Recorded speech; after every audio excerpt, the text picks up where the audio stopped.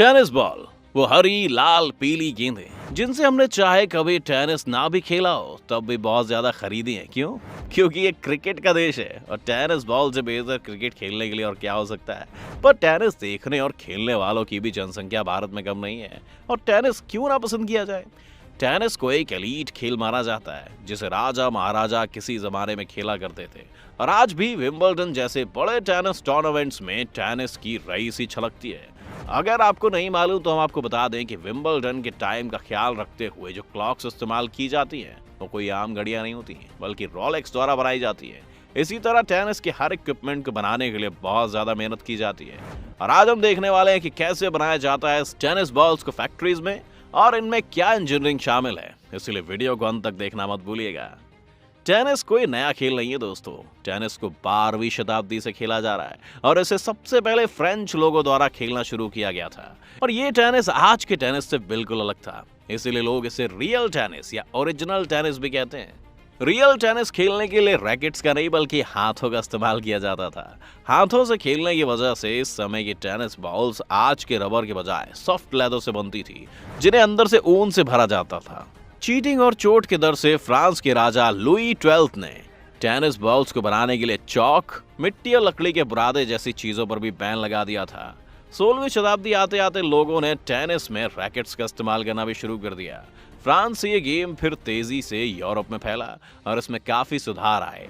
जब tennis England पहुंचा तो टेनिस बॉल्स को लेदर और ऊन के बजाय पुट्टी से बनाया जाने लगा, जिसके अंदर इंसानों के बाल डाल दिए जाते थे। अब ये सुधार था कि नहीं ये तो आप खुद ही सोचिए, पर इंग्लैंड के लोगों को टेनिस काफी पसंद था।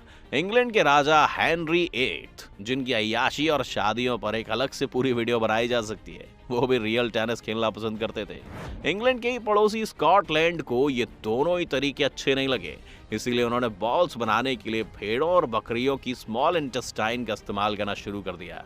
ये तरीका थोड़ा घिनौना तो था, लेकिन इससे टेनिस बॉल ज्यादा उछल पाती थी। इसके 300 साल बाद एक नई साइंटिफिक इन्वेंशन हुई और वो इन्वेंशन सभी के काम आई। फिर वो टायर कंपनियां हो या टेनिस बॉल मैन्युफैक्चरिंग। 1839 में जब चार्ल्स गुडईयर ने वल्कनाइज्ड रबर का आविष्कार किया तो टेनिस बॉल्स की सूरत बदलने लगी और टेनिस बॉल्स को वल्कनाइज्ड रबर से बनाया जाने लगा। लेकिन अब भी इसमें कमी बाकी थी। आप देखेंगे कि आज की टेनिस बॉल्स अंदर से खोखली होती है, जिससे कि प्लेयर्स को ज्यादा कंट्रोल और बाउंस मिलता है। लेकिन उस वक्त तक टेनिस बॉल्स को अंदर से बाहर तक पूरी तरह रबर से बनाया जा रहा था। इसके बाद कुछ जर्मन इंजीनियर्स ने पहले बॉल के अंदर फ्लैनल भरना शुरू किया और उसके बाद डिसाइड किया कि वो उसे खोखला ही छोड़ देंगे और सिर्फ उसमें गैस भरेंगे। इसके बाद इन बॉल्स में कुछ नए नए सुधार होते गए और फिर जब 1972 में टेनिस टीवी पर दिखाया जाने लगा तो टेनिस बॉल्स का कलर व्हाइट से येलो कर दिया गया ताकि वो टीवी पर अच्छे से दिख सके। हालांकि टेनिस के सबसे बड़े टूर्नामेंट विंबलडन में ये बदलाव 1985 में आया। तो अब आते हैं टेनिस बॉल्स की मॉडर्न मैन्युफैक्चरिंग तक। आज के वक्त में बॉल्स फैक्ट्रीज में बनाई जाती हैं। इसके लिए नेचुरल रबर के साथ साथ सिंथेटिक रबर को भी ऐड किया जाता है, जिससे कि बॉल बाउंस कर सके। ऐसे ही नेचुरल रबर में कुल 13 अतिरिक्त कंपोनेंट्स डाले जाते हैं रबर को परफेक्ट बनाने के लिए। इसके बाद इस रबर मिक्स से छोटे छोटे पैलेट्स बना लिए जाते हैं, जिन्हें एक मशीन में डाल दिया जाता है। इस मशीन के अंदर प्रेशर के साथ तापमान 330 डिग्री फ़ारेनहाइट या 165 डिग्री सेल्सियस तक पहुंचाया जाता है, जिससे रबर मेल्ट होकर आधे शेल के आकार का हो जाता है। इसके बाद इन शेल्स को अलग काट लिया जाता है और फिर एक मशीन इन्हें इनकी सही हाइट और शेप में एडजस्ट कर देती है। इसके बाद इन शेल्स पर ग्लू लगाकर बाकी के हिस्से को इनके ऊपर जोड़ दिया जाता है। अब ये थोड़ा थोड़ा टेनिस बॉल की तरह दिखनी शुरू हो जाती है। इसके बाद इन्हें एक मशीन में भेजकर इनके ऊपर बहुत सारी मिट्टी और रेत गिराई जाती है और आखिर में इन्हें फिर से गोंद में डुबा दिया जाता है। आगे की प्रक्रिया में इनके ऊपर इनका कवर लगने वाला होता है, जिसे फैलेट बोलते हैं। ये फैलेट नायलॉन और कुछ खास तरह की भेड़ों के ऊन से बनाया जाता है। बड़ी बड़ी फैलेट की शीट्स में से एक मशीन बॉल के साइज के कवर काट लेती है, जिसके बाद इन्हें बॉल्स पर लगाया जाता है। काटने के बाद इन्हें बंडल्स में निकाल लिया जाता है और फिर इन बंडल्स को फिर से ग्लू में डिप किया जाता है।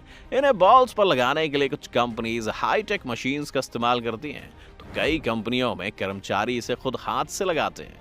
लोगों का मानना है कि मशीन से लगने वाले कवर परफेक्ट नहीं होते, इसीलिए इंसानों के हाथ से लगने वाली बॉल्स को बड़े बड़े टूर्नामेंट्स में ज्यादा प्राथमिकता मिलती है।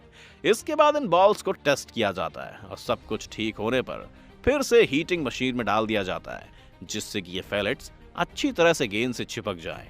हीटिंग मशीन से आने के बाद एक बार इन्हें स्टीम मशीन से भी गुजारा जाता है, ताकि इनके ऊपर से निकलते रेशों को स्मूथ किया जा सके।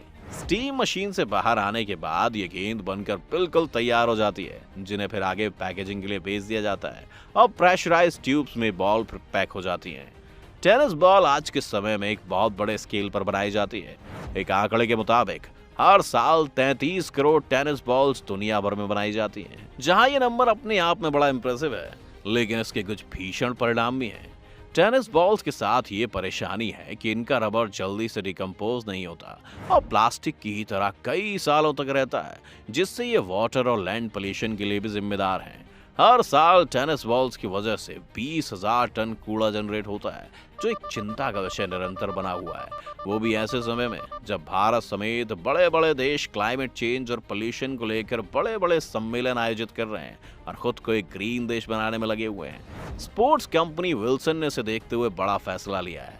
विल्सन ने ऐलान किया है कि वो सभी तरह की टेनिस बॉल्स को इकट्ठा करके उन्हें रिसाइकल करेंगे, जिससे इस तरह के मटेरियल बनाए जा सके जिससे नए टेनिस कोर्ट्स और बाकी तरह की चीजों का निर्माण संभव हो। विंबलडन टूर्नामेंट इस समस्या को लेकर काफी सचेत है और उन्होंने ये भी डिसाइड किया है कि विंबलडन में इस्तेमाल होने वाली सारी बॉल्स को रिसाइकल करते हुए घर बनाने के काम में लाया जाएगा। नहीं, ये इंसानों के घर नहीं होंगे। विंबलडन की ये टेनिस बॉल्स एक endangered Eurasian harvest mouse species के संरक्षण के लिए बनाए जाने हैं। इसके अलावा भी कंपनीज लगातार इस समस्या को हल करने का प्रयास कर रही है। आज का ये वीडियो यहीं तक था। अगर आपको ये वीडियो पसंद आया हो तो वीडियो को जरूर लाइक करें और कमेंट्स में हमें बताएं कि वो कौन सा भारतीय था जिसने सबसे पहली बार विंबलडन कप जीता था। इस खिलाड़ी के बारे में खास बात यह है दोस्तों कि इसी खिलाड़ी के बेटे ने फिर से 16 साल बाद एक और विंबलडन कप जीता था। इसके अलावा अगर आप किसी और विषय पर वीडियो चाहते हैं तो कमेंट्स में लिख सकते हैं। जाते जाते चैनल को सब्सक्राइब करते जाइए और बेल आइकन दबाना बिल्कुल मत भूलिए।